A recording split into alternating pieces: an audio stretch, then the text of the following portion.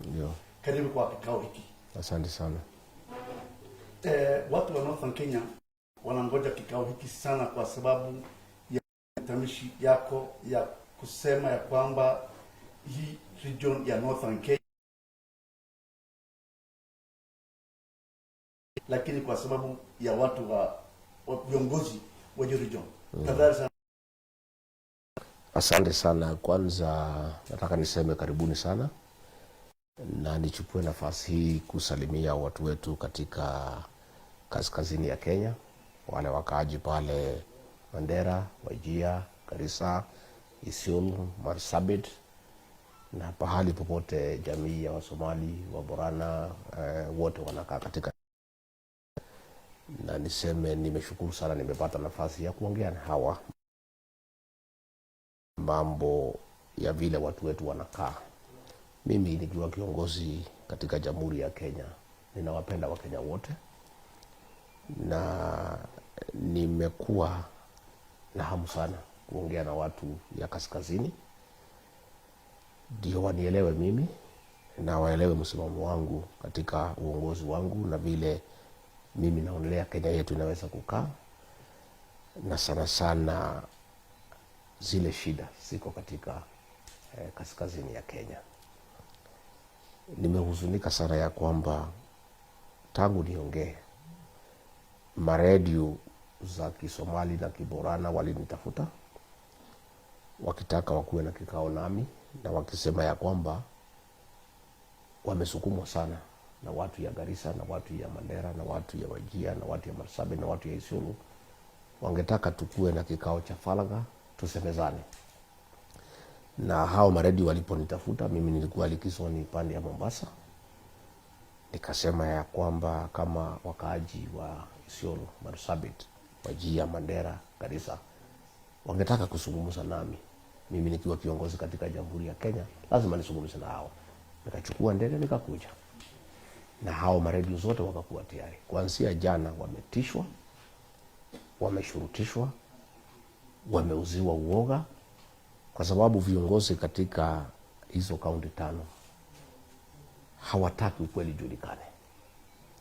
Wangetaka kuendelea kuwadanganya wakaaji wa hizo kaunti 5 ya kwamba wamekuwa marginalized, na zile shida ziko huko ni kwa sababu wako marginalized. Na walijua mimi nitaeleza wakaaji kinagaubaga ni kwa sababu gani umaskini umeendelea kuenea,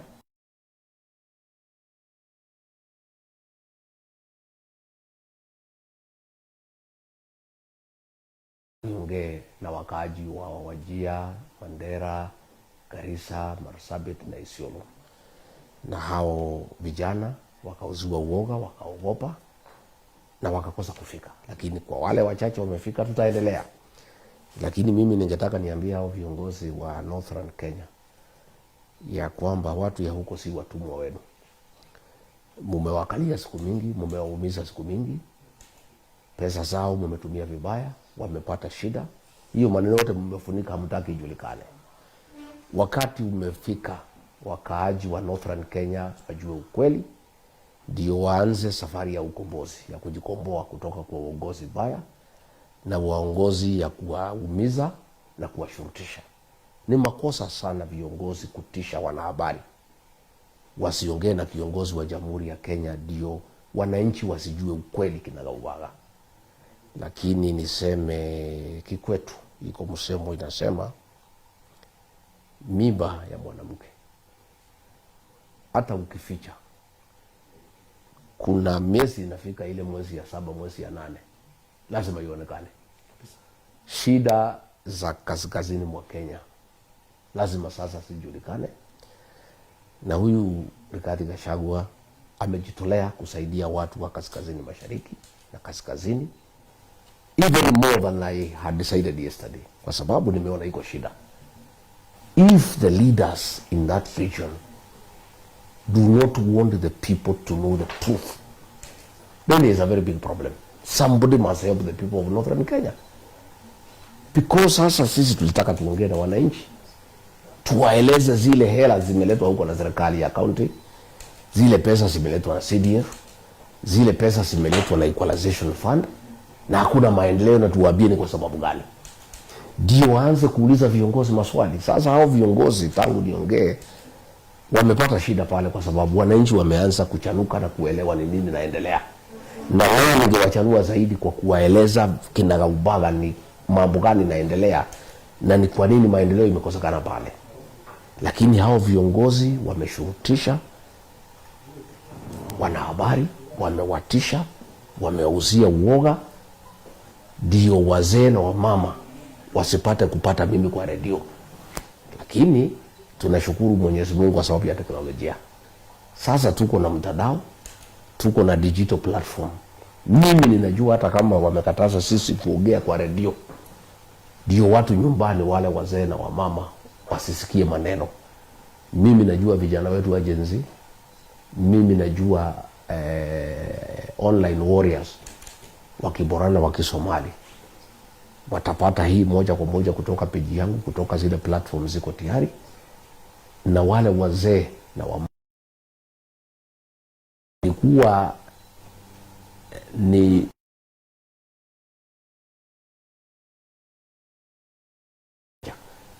lakini hao wametishwa, hizo redio sasa hakuna, lakini hii habari itawafikia. Mimi niseme mimi ni mzalendo wa Kenya, na mimi nashughulikia Wakenya wote, na lazima tuanze kuambiana ukweli. Na mimi nimeshtumiwa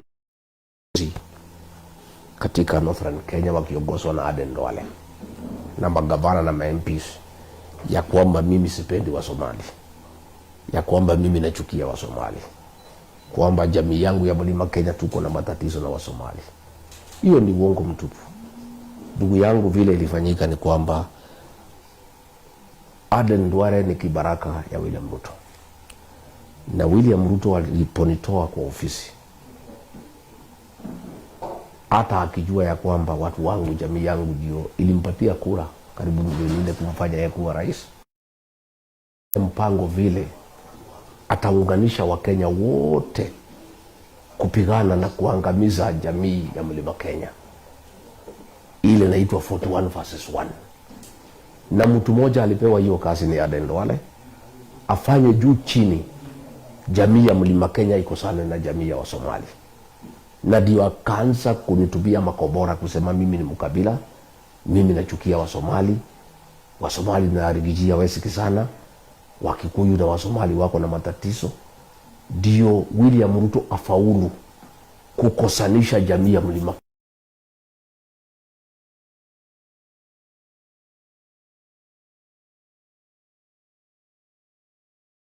hapa nasimama. Mimi ni rafiki wa dhati wa ukweli wa jamii ya Wasomali, kwa sababu jamii yangu ya Mlima Kenya na Wasomali sisi ni kitu kimoja. Sisi ni wafanyabiashara, sisi ni watu ya kujitafutia, sisi ni watu ambaye tuko na bidii. Sisi watu ya Mlima Kenya na Wasomali tunafanya biashara pamoja, na katika uchumi wa Jamhuri ya Kenya, jamii ya Wasomali na watu ya Mlima Kenya tunachangia kiwango kikubwa sana kuendeleza uchumi wa Jamhuri ya Kenya. Na jamii ya Mlima Kenya na Wasomali hatuwezi wachana. Sisi ni kama chana na pete. DNA ya Wasomali na DNA ya watu ya Mlima Kenya ni moja. Sisi ni watu ya bidii, sisi ni watu ya biashara, sisi ni watu ya kutafuta, na sisi ni watu ya kwenda kila pahali katika Jamhuri ya Kenya kutafuta. Pale Karatina, bucheri zile zote zinatuzia nyama ni za Wasomali. Pale Nyeri town Wasomali ndio wenye kuvuma. Hii Thika wamejaa hapo. Pale Nakuru wao Wasomali wako kila pahali Kikuyuni. Tunafanya biashara pamoja. Hapa hii Isili, siku tulikuwa na ile Garissa mall, tuko na hizo malls zimekuja. Ile biashara iko hapa Isili ambayo inasimamiwa na Wasomali. Ni watu ya Mlima Kenya. Na wanaketi pamoja,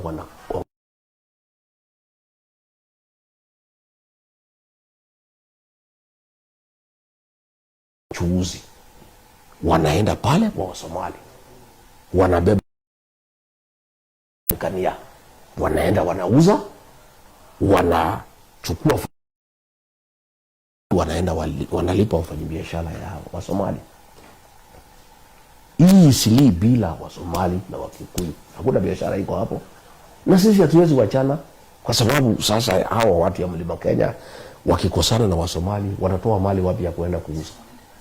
Hawa Wasomali wakisikiza Duale wakosana na watu ya Mlima Kenya, customer yao atatoka wapi? Uhusiano wetu na Wasomali ni maisha yetu na kesho yetu. Na mimi nikiwa kiongozi katika Mlima Kenya na kiongozi wa Kenya, sitakubali Aden Duale na vibaraka wake wakuja katikati yetu na Wasomali. Na mimi nikuambie ndugu yangu, ukitaka kujua sisi na Wasomali ni kitu kimoja. Pale Nyanyuki iko constituency inaitwa Laikipia East. Pale 90% ni Wakikuyu. Iko Waturkana, iko Wamasai, iko Wasamburu na iko Wasomali 1%. 1% only. Kijana naitwa Dedi mwaka 2017 Msomali amepigiwa kura na Wakikuyu, amekuwa mbunge wa Laikipia East, aongoza Wakikuyu.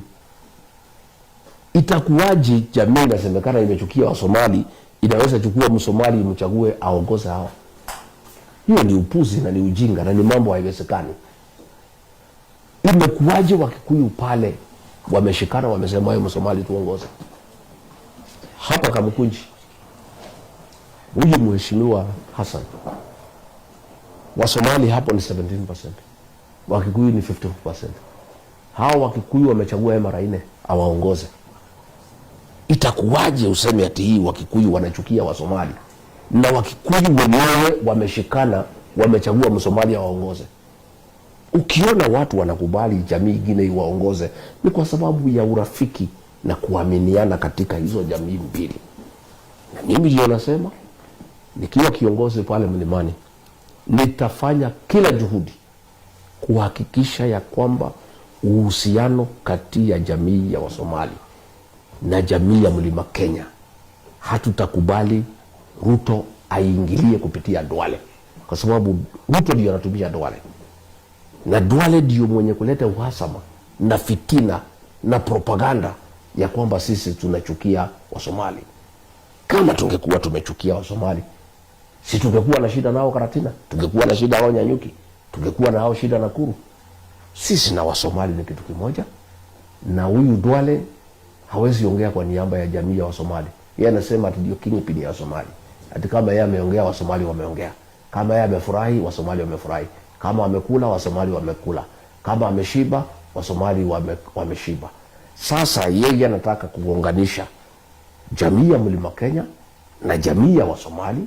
Jamii mbili katika Kenya zimeishi kwa amani, zimefanya biashara pamoja, ya kwamba Wakikuyu wamechagua Msomali akuwe mjumbe wao. Hapa Thika kuna mzee alikuwa anaitwa Ali Kabati, amechaguliwa na watu ya Thika Wakikuyu mwaka 20 kuwa deputy mayor. Wakikuyu wanaenda wanasema huyu mzee hana dhuluma, anapenda haki, ni mtu ya maendeleo, hana ubaguzi, wanamchagua. Wewe Aden Duale utaingia katikati ya Wasomali na Wakikuyu na njia gani? Hatuwezi kubalia wewe. Na mimi naomba jamii ya Wasomali, tafadhali msiangukie hiyo propaganda ya uongo ati Rigathi Gachagua anachukia Wasomali. Rigathi Gachagua anachukia Wasomali namna gani na jamii yake ya Mlima Kenya anapenda Wasomali? Mimi mwenyewe Rigathi Gachagua anafanya biashara na Wasomali. Iko mzee mmoja anaitwa Abdurrahman Abdi, rafiki yangu, tumefanya naye biashara mwaka 30. Na wacha nikwambie ndugu yangu, mimi napenda Wasomali sana kwa sababu ni watu ya haki na ukweli kama mimi. Mimi ni mtu ya ukweli na ni mtu ya haki. Msomali mkikubaliana kitu, hakuna haja ya kuandikania. Mimi leo nikitaka shilingi bilioni 3 nipigie Wasomali marafiki zangu hapa Nairobi, italetwa hapa asubuhi bila kuandikania, na mimi nitakuja nirudishe hiyo. Deputy President ya Msomali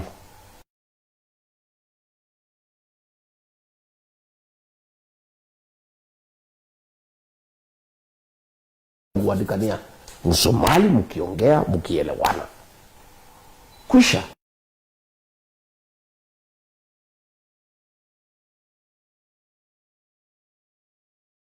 Nataka leo nikiongea na jamii ya Wasomali niwaambie Rigiji ni rafiki wenu, jamii ya Mlima inawapenda, nyinyi ni our business partners na hatuwezi wachana. That is our relationship. Juzi tulipokuwa tunaongea mambo ya cousins, nikaenda Ukambani nikasema nyinyi ni our cousins, nikaenda Mijikenda our cousin, Kisii our cousins, Baruya our cousins.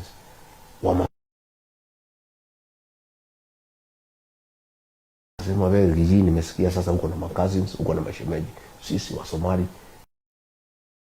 Nikasema you are business partners. Sisi na wa Somali we are, and nobody can come between us, and we cannot allow Aden Duale akitumiwa na William Ruto kulete uhasama kati ya jamii ya Somali na jamii ya Mlima Kenya, because Ruto akiondoka na taondoka, sisi tutabaki tuendelea na biashara. Hakuna biashara wa Somali wanapiga na Ruto na watu yake. Bona ataenda akishaondoka.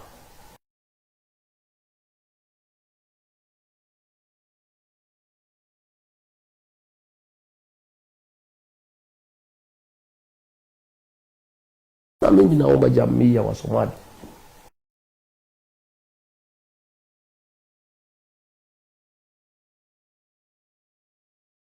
umiza wafanyika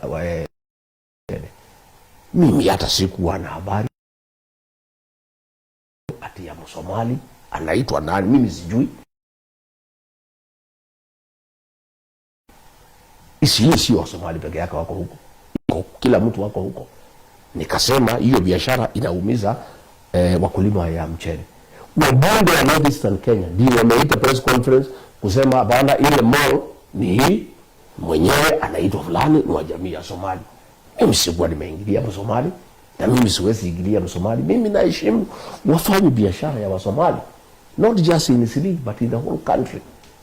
I have told you pale Karatina, mimi mwenyewe nikiwa na wageni, ile nyama inatumika kwa wageni wangu ninatoa butchery za Msomali. Kuna mfanyabiashara labda alifikiria nimemuingilia, pole. Mimi I respect them. I know their contribution to the economy of this country. They are hard working.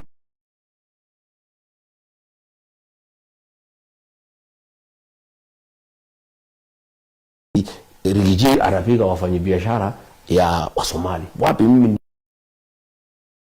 There is one person who was ile biashara wanafanya na Ruto inatuangaisha kama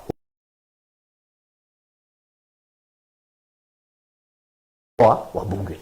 Kwa hivyo I would like to assure the business community of the Somali,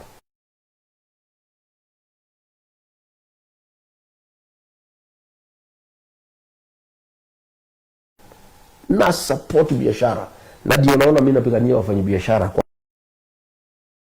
good business environment. I want to encourage our Somali business people in Isili and elsewhere, mpanue biashara zenu, muendelee vile mnaendelea, na muendelee kuwa waangwana na watu waaminifu.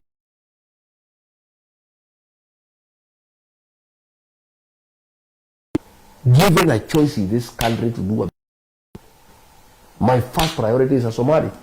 Hakuna haja ya wakili, hakuna haja.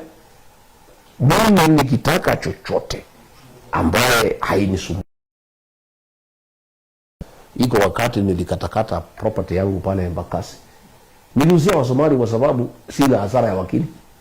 Wengine nikiwaambia nimuuzie kitu, aleta wakili yake, nilete yangu, nikuliwe 200,000. Nikitaka kuuzia Msomali plot yangu, akihakikisha ni yangu, akifanya saja kiona ni yangu, sana hakuna kuandikania, maneno naishi. Kwa hivyo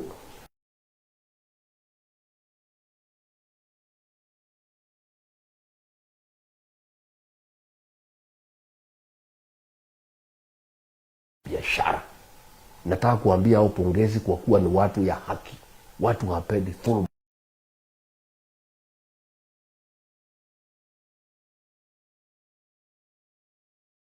Wajue watu ya Mlima na watu ya Northern Kenya we are one people. Watu wangu wamejaa pale Garissa, ndio wanafanya biashara hapa na Wasomali, wamejaa Wajir, wamejaa Mandera, hii Isiolo niko na watu wamejaa huko. kila pahali Moyale wako huko, everywhere in the northern Kenya. In my place the Somalis are everywhere. Hata hii kare hizi Mheshimiwa wamejaa hapa.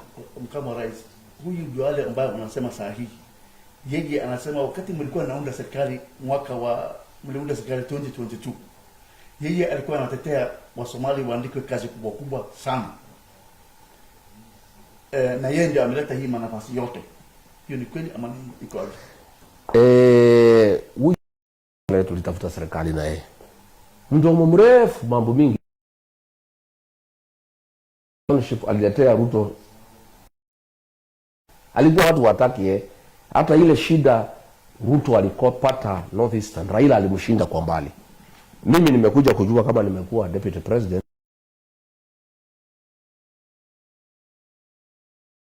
na tulikosa kura mingi sana kwa sababu ya huyu Aden Duale, kwa sababu anataka kukali.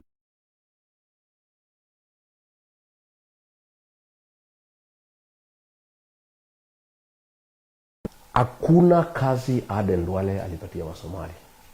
Ile serikali tuliunda na William Ruto tulipatia Wasomali.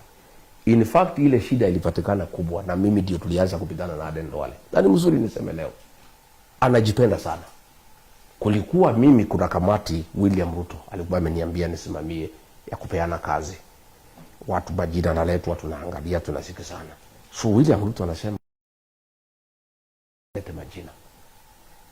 Mimi nikaanza kusikia malalamiko Mandera, nianza kusikia malalamiko Wajia, nimeanza kusikia malalamishi Isiolo, kila pahali, hata Garissa ingine nasikia. Huyu Duale alikuwa analeta majina ya ile watu ambaye ni vibaraka wake, wabudu, wale ambaye ni sycophants wake. Kuambia ukweli ni kwamba wakati ya Kibaki na Uhuru, Wajia walipata waziri, walipata viti ya mapies. Huyu Aden Duale alitaka watu wapewe kazi, watu wa kutoka hapo kwake, kwa sababu klani yake, familia yake ndogo, na wale ambaye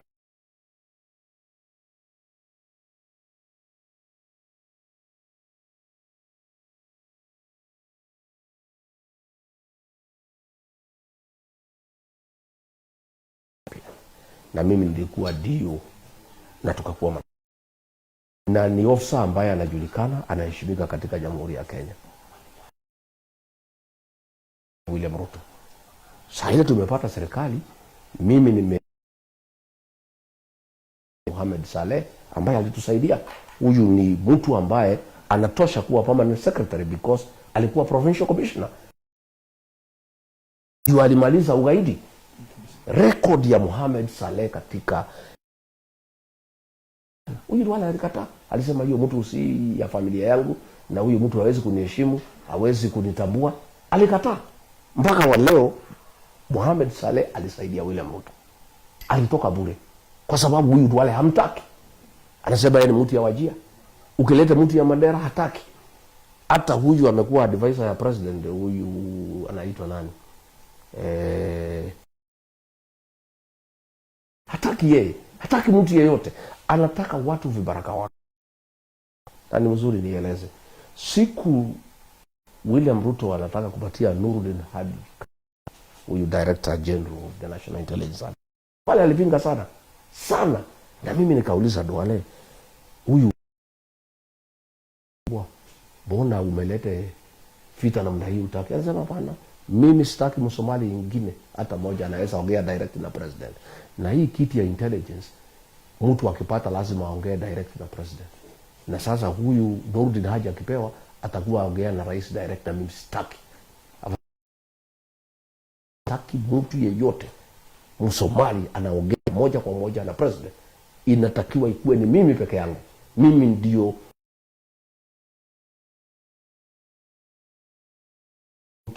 lazima mtu apita kwangu. Lazima nikamuuliza, lakini hii kiti na inakuja nyumbani, na hata huyu na kazi yake ni ya security, na wewe uko na minister wa defense, na yeye apate hii iko makosa. Anasema bwana wewe Rigiji uelewi. Hii Wasomali lazima niwakalie. wakianza kuongea na rais direct, mimi nitakosa nguvu na watanikata miguu huko nyumbani. Lazima kila mtu anataka kuongea na rais apite kwangu, na mimi sitaki mtu mwingine yote afike kwa rais. Sasa hapo nayo rais tukaongea akampatia. Up to today kazi yake ni kumwandamana. So siku mimi tulipitana na Nurdin Haji kwa kikazi, nikaona hapa hafanyi vizuri, mimi nikasema. Duale akajaribu kubidua ati mimi napiga wa Somali. Yeye ndiye alikuwa hataki Nurdin Haji. Mimi nilikuwa namkosoa kwa kazi. Mimi sikuwa nasema ati namchukia. Mimi nilikuwa namkosoa kwa kazi. Huyu Aden Duale, huyu ndugu yake kutoka Garissa, alikuwa hataki aingie kwa hiyo kazi. So niseme pale, hata hii majournalist yote wametishwa ni Aden Duale, kwa sababu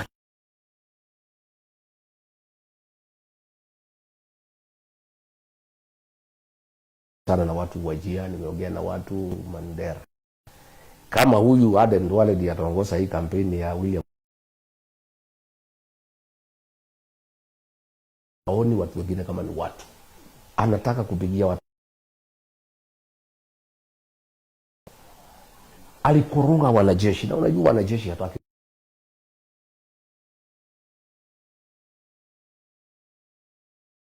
Yeye ni commander in chief, hawezi approach ye direct kusema deputy president mwambie rais huyu Duale anatukoroga.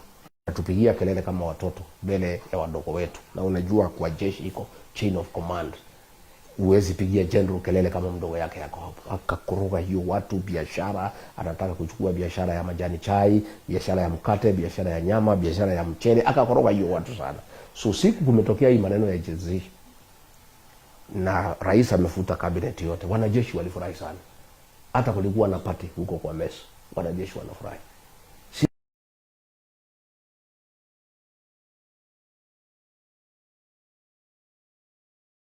Ndio alimtoa baada ya wiki mbili, alikuwa amemweka defense. After 2 weeks